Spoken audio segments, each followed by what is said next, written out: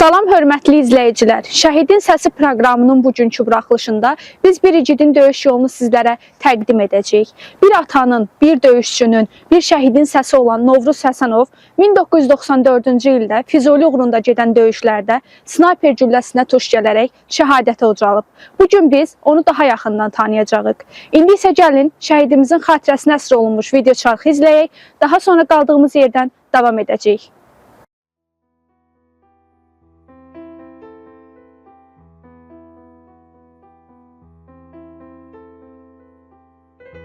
Şəhid Həsənov Novruz Hacıbaba oğlu 30 noyabr 1958-ci ildə məmləkətimizin canlı tarix muzeyi sayılan Dağlar diyarı qədim Kəlbəcərdə dünyaya göz açdı. Uşaqlıqdan zəhmətkeşliyi və savadı ilə seçilən Novruz Həsənov 2 saylı orta məktəbi əla qiymətlərlə bitirdi. 1976-1978-ci illərdə hərbi xidmətini şərəflə başa vurdu. 1988-ci ildə atasını itirən Novruz ailənin yükünü çiyinlərinə aldı. 8 övladlı ailədə 4 qardaş, 4 bacı arasında böyüyən vətən oğlu hər zaman ailəsinə və torpağına bağlı oldu. 1993-cü ildə könüllü olaraq milli ordu sıralarına yazıldı. Onun döyüş yolu Füzulidən başladı. Vətənin dar günündə silaha sarılan Novruz Həsənov torpaq sevgisini əməli ilə sübut etdi. Döyüşlərdə şücaətlə vuruşaraq yüksək atıcılıq məharəti göstərdi. 1994-cü il yanvarın 7-sində Füzuli rayonunun Qaraxanbəyli kəndi uğrunda gedən ağır döyüşlərdə snayper gülləsinə tuş gələrək şəhadətə ucaldı. Novruz Həsənov Şəhidlər Xiyabanında dəfn olundu. Şəhid Həsənov Novruzun ölümündən sonra 3 övladı onun şərəfli həyat yolunun davamı olaraq bugün azad vətən torpağında yaşayır. Salam, zəhmət olmasa özünüzü təqdim edərdiniz. Salam, mən Həsənov Mehbarə, Həsənov Novruz Hacıbaba oğlunun qızıyam. Siz ata olaraq Novruz Həsənovu necə xatırlayırsınız? Mən uşaqlıq illərimi, atalı olan günlərimi belə xatırlayıram ki, mən 9 yaşım var idi, 1-ci sinifə gedirdim. Atam nə qədər işdən arğın, yorğun gəlsə də, yəni gələrdi mənim dərslərimə məşğul olardı, mənim əlimdən tutardı, dərslərimi yazdırardı, hansı hərfləri öyrəndiyimi soruşardı, hansı xəttləri, yəni 1-ci sinifdə 1-ci xəttlərdən başlayırlar. Yəni maraqlanardı, nə qədər də arğın, yorğun gəlsə də işdən, mənlə maraqlanardı, məktəbə özü aparardı, gətirərdi. Çox zəhmətkeş, ailəsinə bağlı, bacı, qardaşına, anasına bağlı bir ata idi. Mən çox fəxr edirəm ki, elə bir qəhrəmanın övladıyam, elə bir atanın qızıyam. Həmişə də fəxr eləmişəm, həmişə də qürur duymuşam onunla. Mən biraz uşaqlıqda dəcəl qız olmuşam. Ancaq atam mənim nazımla həmişə oynayardı. Mən biraz evə gec gələrdim, anam məni danlayardı, çağırardı. Ancaq ki, atamın işdən gəlməni gözləyirdim. Atamla bir yerdə evə qalxardım. Arxasında, necə deyim, bir dağ kimi özümü hiss edərdim ki, qürur duyurdum ki, anamın yanında mənə heç nə deməyəcək də. Atamı arxalanırdım və bunları xatırlayıram. İşlədiyi yerdə yekə bir tut ağacı var idi. Həmişə bizə oradan tut ağacı ilə tut yığardı, gətirərdi. Anam da boş qaba qoyardı, biz də yeyərdik. 3 övlad olmuşuq ailədə. Mən ilk böyük övladlarım mənəm. Həmişə də atamı unutmamağa çalışmışam, xatırlamağa çalışmışam, tanıtmağa çalışmışam. İstəyirəm ki, unudulmasın, nəsillərdən nəsillərə keçdikcə tanınsınlar, unutmasınlar, şəhidlərimizi həmişə paylaşsınlar. Özüm də bacardığım qədər paylaşıram. Onun sizə dediyi, öyrətdiyi və ya heç unutmadığınız söz varmı? Atamın mənə uşaqlığımda dediyi ən yadda qalan sözü mənim təhsil almağım idi, mənim təhsilimi davam etdirmək idi. Ən böyük arzusu da o idi. Həmişə anama deyirdi ki, mən Mehbarəni oxudacam, ali təhsil alsan, ali təhsil davam etdirsin, oxusun, yaxşı yerlərə, yüksək yerlərə gəlsin və mənim ibtidai sinif müəlliməsi olmağımı istəyirdi. Ancaq təəssüflər olsun ki, mən təhsilimi davam etdirə bilmədim müəyyən səbəblərdən. Mən məcbur qaldım orta məktəbi bitirəndən sonra işləməli oldum. Ancaq buna görə özümü heç vaxt bağışlamıram ki, mən atamın arzusunu yerinə yetirə bilmədim də. Bu səbəblə özümü heç vaxt bağışlamamışam. Böyük bir ailədə böyüməsi sizcə onun xarakterinə necə təsir edib? Atam gil ailədə 8 uşaq idilər, 4 bacı, 4 qardaş. Onların arasında ən çox bacı qardaşları atamı daha çox istəyirdilər. Çünki atam ailəsinə çox bağlı idi. Tez-tez anasına baş çəkirdi, bacı qardaşına baş çəkirdi. Maddi, mənəvi həmişə onların arxasında, həmişə onların yanında idi. Ona görə də ailədə ən çox sevilən atam idi. Həmişə də çox bibilərimdən, əmilərimdən atam haqqında çox gözəl sözlər eşitmişəm. Çox vətəninə bağlı, bacı qardaşına, elinə obasına bağlı, çox gözəl belə xarakteri, xasiyyətli bir insan idi. Çox belə mülayim xasiyyəti var idi, can yandıran idi. Hər kəsə bir çətin günündə, dar günündə hər kəsin yanında olurdu yenə. Ona görə də hər kəs onu çox istəyirdi. Hər kəs onu xoş qarşılayırdı, sevilirdi hər kəs tərəfindən. Atanızın könüllü olaraq milli orduya yazılması ailəniz üçün necə bir qərar idi? 1993-cü aprelin 2-sində ermənilər tərəfindən Kəlbəcər işğal olundu və mənim atam bunu eşitmişdi. İşdən evə gələrək anama bildirdi ki, mən bəs milli orduya könüllü yazılacağam və döyüşə gedəcəm. Öz bacı qardaşımı, anamın qisasını alacağım. O fikirləşirdi ki, ermənilər tərəfindən ata, anası, bacı qardaşı girov götürülüb, əsir götürülüb. Ancaq onlar Mirov dağı ilə qaçmışlar, gəlmişdilər, Gəncədə məskunlaşmışdılar. Ancaq o dövrdə telefon yox idi, bir əlaqə yox idi, əlaqə saxlamaq olmurdu. Ona görə xəbərsiz idi, bu məlumatı yox idi.